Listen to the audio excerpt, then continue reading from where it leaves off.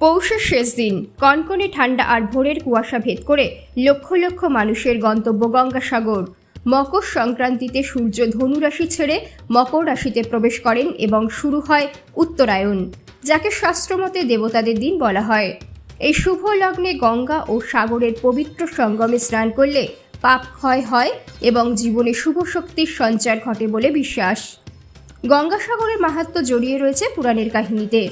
রাজা সাগরের 60,000 পুত্র কপিল মুনির অভিশাপে ভস্মীভূত হলে ভগীরথের তপস্যায় গঙ্গা মর্তে অবতরণ করেন।